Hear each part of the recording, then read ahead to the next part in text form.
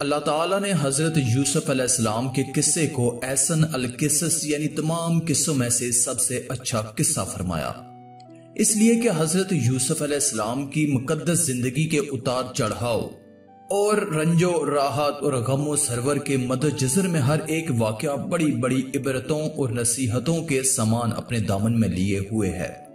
حضرت یعقوب علیہ السلام کے 12 بیٹے تھے، ان میں حضرت بنیامین حضرت یوسف علیہ السلام کے حقیقی بھائی تھے، باقی دوسری ماؤں سے تھے۔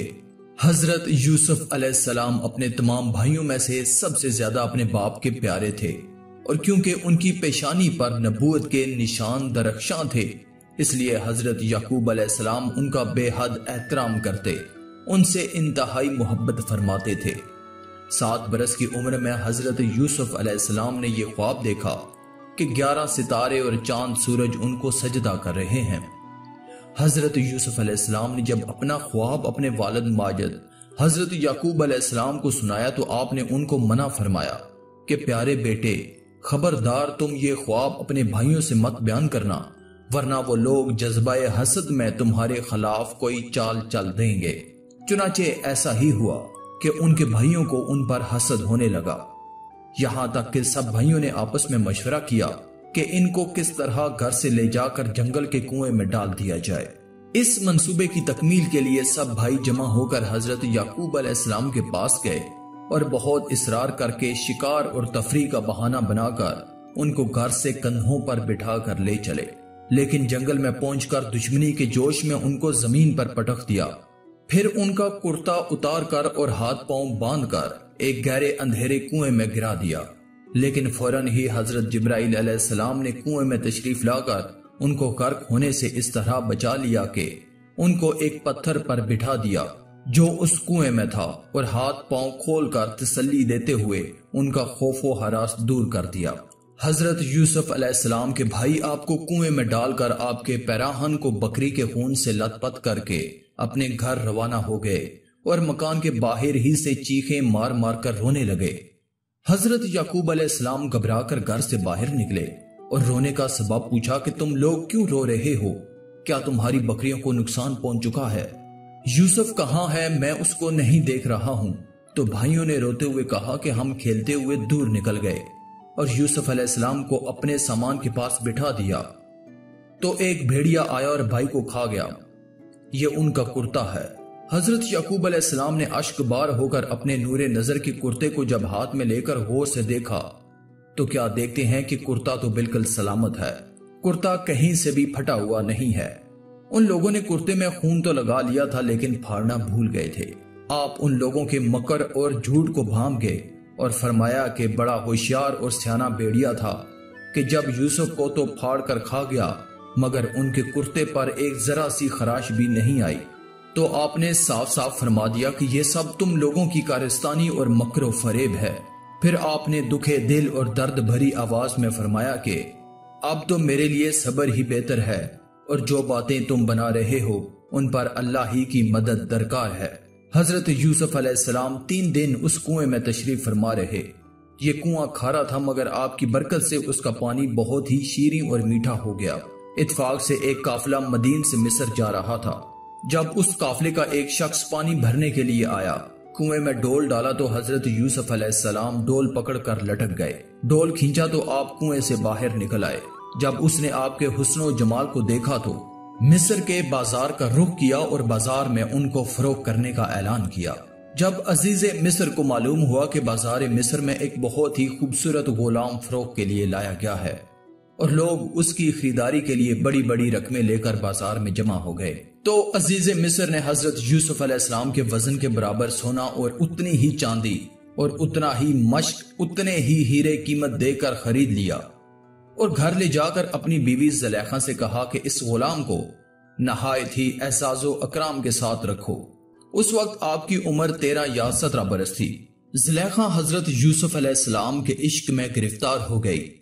ایک دن خوب بند صبر کر تمام دروازوں کو بند کر دیا اور حضرت یوسف علیہ السلام کو تنہائی میں لبھانے لگی۔ آپ نے معاذ اللہ کہہ کر فرمایا کہ میں اپنے مالک عزیز مصر کے احسان کو فراموش کر کے ہرگز اس کے ساتھ کوئی خیانت نہیں کر سکتا۔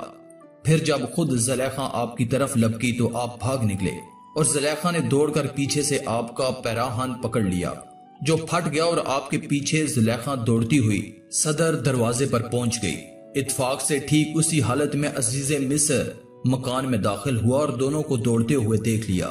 اس وقت زلیخا نے مکاری کی اور فوراً بولی، اس غلام کی سزا یہ ہے کہ اس کو جیل خانے بھیج دیا جائے یا اور کوئی دوسری سخت سزا دی جائے کیونکہ اس نے تمہاری گھر والی کے ساتھ برائی کا ارادہ کیا تھا۔ حضرت یوسف علیہ السلام نے فرمایا کہ عزیز مصر یہ بالکل غلط بیانی کر رہی ہے، اس نے خود مجھے لبھایا، میں اس سے بچنے کے لیے بھاگا تو اس نے میرا پیچھا کیا۔ عزیز مصر دونوں کا بیان سن کر حیران رہ گیا اور بولا، اے یوسف میں کس طرح یقین کر لوں کہ تم سچے ہو؟ تو فرمایا گیا کہ اگر یوسف کی قمیض سامنے کی طرف سے پھٹی ہو تو عورت سچ کہتی ہے، اور اگر قمیض پیچھے کی طرف سے پھٹی ہو تو عورت جھوٹ بولتی ہے اور یہ سچ کہتے ہیں۔ عزیز مصر نے یہ شہادت سن کر جو دیکھا تو ان کا کرتا پیچھے سے پھٹا ہوا تھا۔ تو اس وقت عزیز مصر نے حضرت یوسف علیہ السلام کی بے گناہی کا اعلان کر دیا اور کہا، پھر جب شوہر نے دیکھا کہ ان کی قمیض پیچھے سے پھٹی ہے تو اس نے کہا کہ یہ تم عورتوں کی مکاری ہے، واقعی تم عورتوں کی مکاری بڑی سخت ہے۔ یوسف تم اس بات کا خیال نہ کرو، اے عورت تم اپنے گناہ کی معافی مانگ، یقینی طور پر تو ہی خطا کار تھی۔ شہر کی معزز عورتوں میں اس قصے کا چرچا ہونے لگا، کہنے لگیں کہ عزیز مصر کی بیوی اپنے غلام کو ورغلانا چاہتی تھی، یہ کتنی حیرت انگیز بات ہے۔ جب زلیخا نے یہ بات سنی تو ان عورتوں کو دعوت بھیجی اور پھل وغیرہ ان کے سامنے رکھے اور ایک چھری پکڑوا دی اور حضرت یوسف علیہ السلام سے کہا کہ ذرا ان کے سامنے آئیے۔ جب ان عورتوں نے حضرت یوسف علیہ السلام کو دیکھا تو حیرت کے مارے آنکھیں پھٹی کی پھٹی رہ گئیں، پھل کاٹنے کے بجائے اپنے ہاتھ کاٹ لیے، بولی یہ تو انسان نہیں ہے بلکہ یہ فرشتہ ہے۔ ان خواتین نے اپنے اپنے طور سے حضرت یوسف علیہ السلام کو اپنے جال میں پھنسانا چاہا، لیکن حضرت یوسف علیہ السلام ان کے دامن فریب میں نہ پھنسے۔ جب اس طرح کے واقعات بڑھ گئے تو وزراء اور ارکان سلطنت سے عزیز مصر نے مشورہ کیا اور طے پایا کہ یوسف علیہ السلام کو قید خانے بھجوا دیا جائے۔ آپ نے جیل پہنچ کر فرمایا، اے اللہ یہ قید خانے کی کوٹڑی مجھ کو اس بلا سے زیادہ محبوب ہے جس کی طرف زلیخا اور خواتین مصر مجھے بلا رہی تھی۔ آپ 7 یا 12 برس جیل خانے میں رہے اور قیدیوں میں توحید اور اعمال صالح کی دعوت فرماتے رہے۔ تمام قیدی آپ کے حسن و اخلاق اور آپ کے کردار کے گرویدہ ہو گئے۔ یہ عجیب اتفاق ہے کہ جس دن آپ قید خانے میں داخل ہوئے اس دن آپ کے ساتھ بادشاہ مصر کے 2 خادم، ایک شراب پلانے والا دوسرا باورچی، دونوں جیل خانے میں داخل ہوئے۔ دونوں پر الزام تھا کہ انہوں نے بادشاہ کے کھانے میں زہر ملایا ہے۔ ان دونوں نے جیل میں خواب دیکھا، دونوں نے اپنا اپنا خواب حضرت یوسف علیہ السلام سے بیان کیا، جس کی تعبیر حضرت یوسف علیہ السلام نے بیان کی جو 100% صحیح ثابت ہوئی۔ پہلے کا خواب یہ تھا کہ میں نے دیکھا ہے کہ میں نچوڑ رہا ہوں شراب کا رس۔ اس کی تعبیر حضرت یوسف علیہ السلام نے کچھ یوں دی کہ تم الزام سے بری ہو جاؤ گے اور دوبارہ اپنے عہدے پر بحال ہو کر اپنے مالک کو شراب پلاؤ گے۔ دوسرے کا خواب یہ تھا کہ میں نے دیکھا ہے کہ میں اٹھائے ہوئے ہوں اپنے سر پر روٹی کہ کھا رہے ہیں اس میں سے پرندے۔ حضرت یوسف علیہ السلام نے اس خواب کی تعبیر بیان کی کہ تمہیں سولی پر لٹکایا جائے گا اور تمہارے سر کو پرندے نوچ نوچ کر کھائیں گے۔ چنانچہ ایسا ہی ہوا، ساقی بری ہو گیا اور باورچی کو سزائے موت ہو گئی۔ قید خانے میں آپ کا نام مابر یعنی تعبیر دینے والا مشہور ہو گیا۔ اسی دوران مصر کے بادشاہ اعظم ریان بن ولید نے بھی خواب دیکھا۔ میں خواب میں دیکھتا ہوں کہ 7 موٹی تازی گائیں ہیں جنہیں 7 دبلی پتلی گائیں کھا رہی ہیں، نیز 7 خوشے ہرے بھرے ہیں اور 7 اور ہیں جو سوکھے ہوئے ہیں۔ اے درباریو، اگر تم خواب کی تعبیر دے سکتے ہو تو میرے اس خواب کا مطلب بتاؤ۔ بادشاہ اعظم نے اپنے درباریوں سے اس خواب کی تعبیر دریافت کی تو لوگوں نے اس خواب کو خواب پریشان کہہ کر اس کی کوئی تعبیر نہ بتائی۔ اتنے میں بادشاہ کا ساقی جو قید خانے سے رہا ہو کر آ گیا تھا، اس نے کہا کہ مجھے اس خواب کی تعبیر معلوم کرنے کے لیے جیل خانے میں جانے کی اجازت دے دی جائے۔ چنانچہ یہ بادشاہ کا قاصد بن کر قید خانے میں حضرت یوسف علیہ السلام کے پاس آ گیا، بادشاہ کا خواب بیان کر کے تعبیر دریافت کی۔ پھر حضرت یوسف علیہ السلام نے فرمایا کہ 7 برس مسلسل کھیتی کرو اور ان کے اناجوں کو بالیوں میں محفوظ رکھو، پھر 7 برس تک سخت خشک سالی رہے گی۔ قید کے ان 7 برسوں میں پہلے 7 برسوں کا محفوظ کیا ہوا اناج لوگ کھائیں گے اس کے بعد پھر ہریالی کا سال آئے گا۔ قاصد نے واپس جا کر بادشاہ سے اس کے خواب کی تعبیر بتائی تو بادشاہ نے حکم دیا کہ حضرت یوسف علیہ السلام کو جیل خانے سے نکال کر میرے دربار میں لاؤ۔ قاصد پروانہ لے کر جیل خانے میں پہنچا تو آپ نے فرمایا کہ پہلے زلیخا اور دوسری عورتوں کے ذریعے میری بے گناہی اور پاک دامنی کا اظہار کروا لیجئے، اس کے بعد ہی جیل سے باہر نکلوں گا۔ چنانچہ بادشاہ نے اس کی تحقیقات کروائی تو تحقیقات کے دوران زلیخا نے اقرار کر لیا کہ میں نے خود ہی حضرت یوسف علیہ السلام کو پھسلایا تھا، خطا میری ہے، حضرت یوسف علیہ السلام سچے اور پاک دامنی ہیں۔ اس کے بعد بادشاہ نے حضرت یوسف علیہ السلام کو دربار میں بلا کر کہا کہ آپ ہمارے دربار کے معزز ہیں۔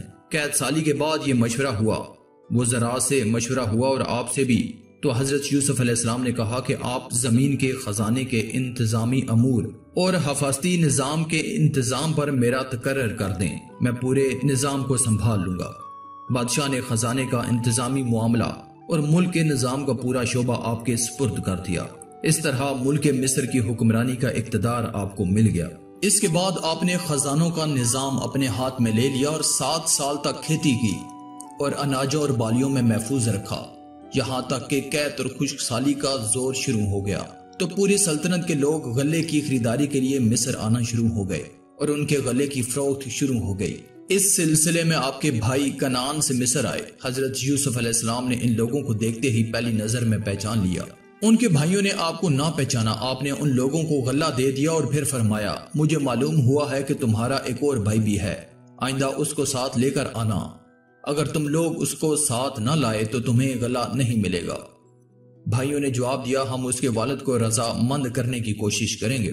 پھر حضرت یوسف علیہ السلام نے اپنے غلاموں سے کہا کہ تم لوگ ان کی نقدیوں کو ان کی بھوریوں میں ڈال دو۔ پھر یہ لوگ جب اپنے گھر پہنچے اور نقدیوں کو دیکھیں گے تو ضرور واپس آئیں گے۔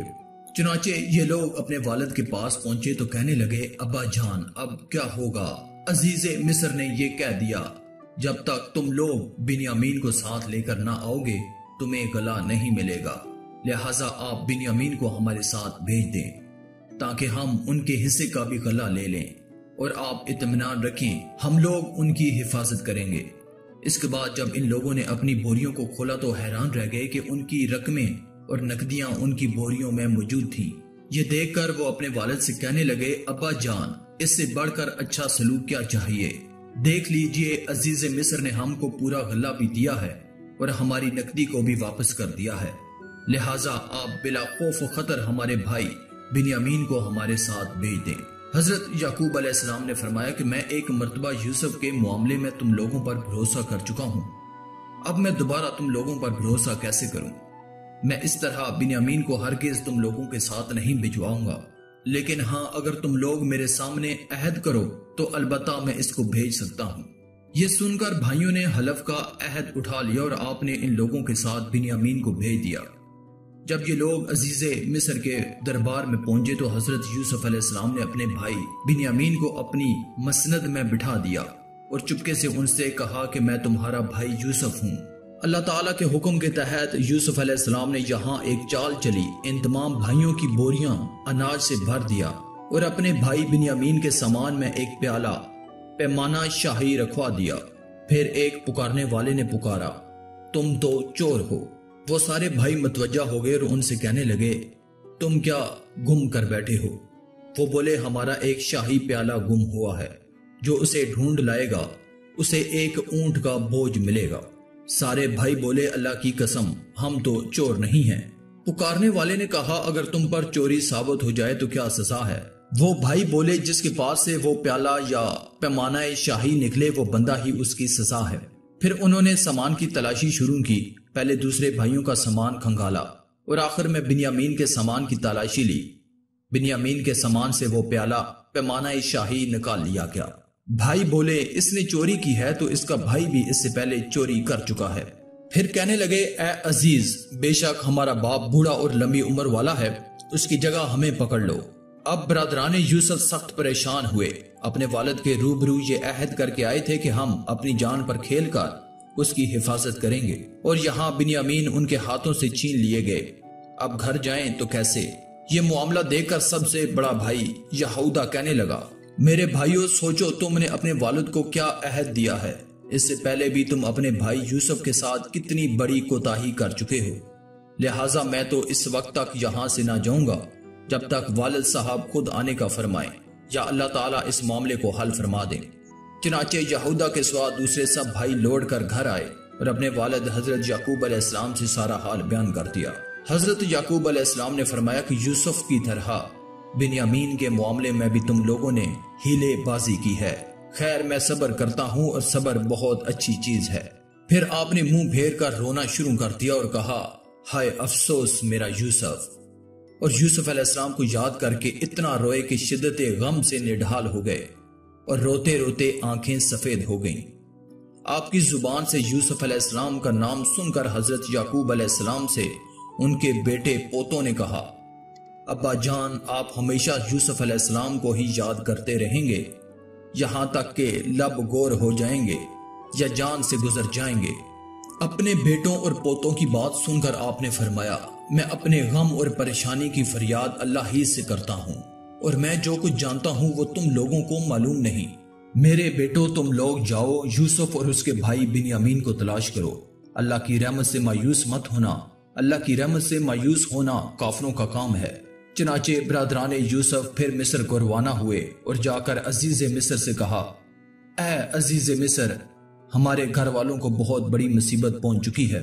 اپنے بھائیوں کی زبان سے گھر کی داستان سن کر حضرت یوسف علیہ السلام پر رکت طاری ہو گئی اور آپ نے بھائیوں سے پوچھا، تم لوگوں کو یاد ہے تم لوگوں نے یوسف اور اس کے بھائی بنیامین کے ساتھ کیا سلوک کیا؟